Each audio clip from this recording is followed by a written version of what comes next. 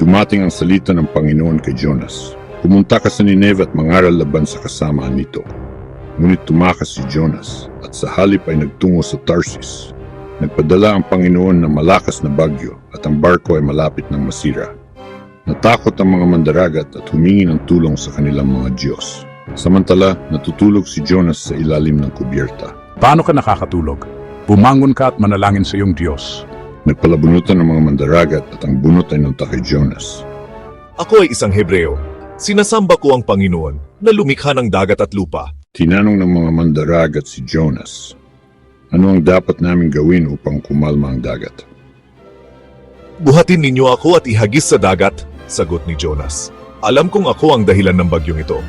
Sinubukan ng mga lalaki na bumalik sa pampang, ngunit lalong lumakas ang dagat. Kaya binuhat nila si Jonas at inihagis sa dagat, at kumalma ang nagngangalit na dagat. Pagkatapos, nagpadala ang Panginoon ng isang malaking isda upang lamunin si Jonas. Si Jonas ay nasa loob ng isda sa loob ng 3 araw at 3 gabi. Sa aking paghihirap ay tumawag ako sa Panginoon at sinagot niya ako. Iniahon mo ang aking buhay mula sa hukay, Panginoon kong Diyos. Ang kaligtasan ay nagmumula sa Panginoon. At inutos ng Panginoon sa isda at isinuko nito si Jonas sa tuyong lupa.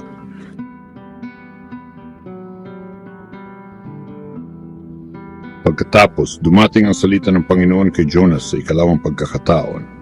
Pumunta ka sa malaking lungsod ng Nive at ipahayag mo sa kanila ang mensaheng ibibigay ko sa iyo.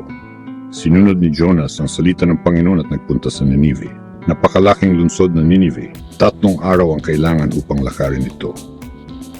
40 araw pa at ang Nineve ay babagsak. Naniwala ang mga taga Nineve sa Diyos. Nagdeklara ng pag-aayuno at lahat sila mula sa pinakadakila hanggang sa pinakamababa ay nagsuot ng sako. Nagayuno rin ang mga hayop.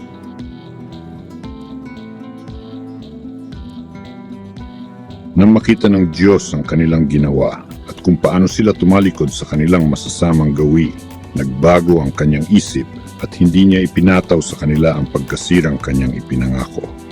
Ang kwentong ito ay nagpaalala sa atin na dapat nating sundin ang tawag ng Diyos, kahit mahirap, at tandaan na ang kanyang pag-ibig at kapatawaran ay para sa lahat, hindi lamang sa atin.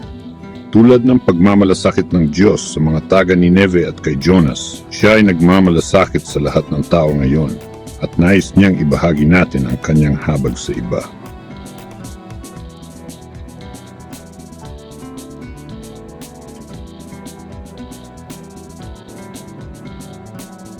Manalangin tayo. Mapagbiyaya at maawaing Diyos, nagpapasalamat kami sa iyong walang hanggang habag at sa kaloob ng ikalawang pagkakataon. Buong kapakumbaan kaming nagsisi sa mga pagkakataon tumalikod kami sa iyong patnubay.